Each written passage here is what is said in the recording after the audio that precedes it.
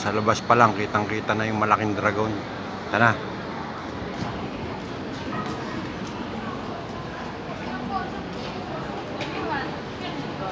So, itong Buddha Tooth Relic Temple, ito yung isa sa mga paniniwala ng mga Buddhist, no?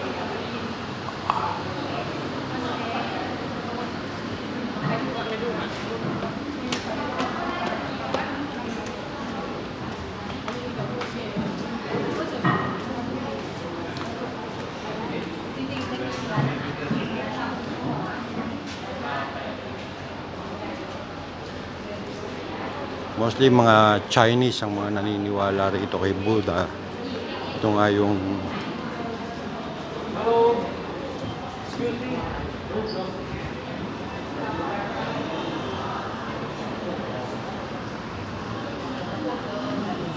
iba-ibang klaseng Buddha ang makikita nyo rito, no?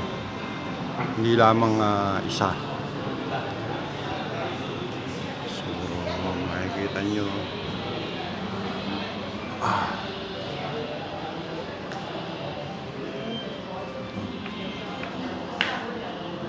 Siya ito sa center attraction dito sa Singapore. Makikita nyo ang iba't ibang klase ng Buddha. Mapapansin nyo yung kamay nila, no? Iba-iba yung hawak na mga gamit.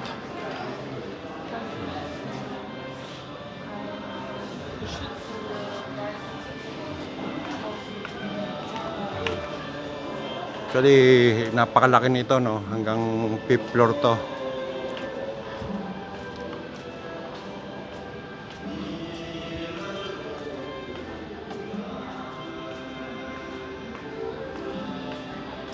Wala namang bayad ang pagpasok dito. Hindi kagaya sa ibang mga temple, may mga entrance fee.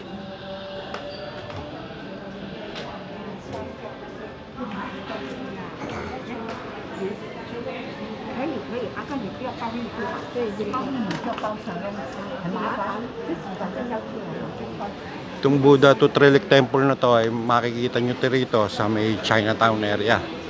Napakalaki nitong temple na to.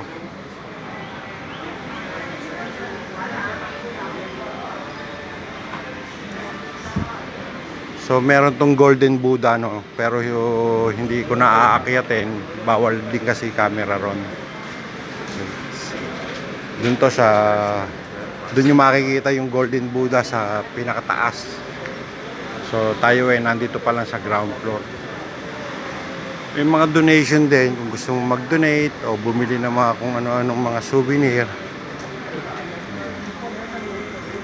Mga charm, bracelet. So ito yung ground floor pa lang to mga guys.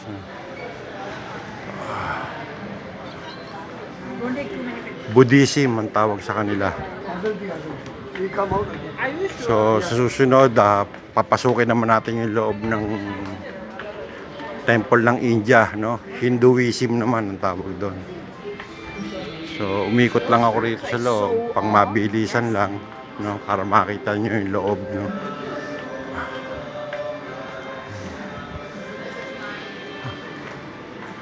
Okay guys, sa susunod na vlog natin ulit, pasukin natin ibang templo rito sa Singapore.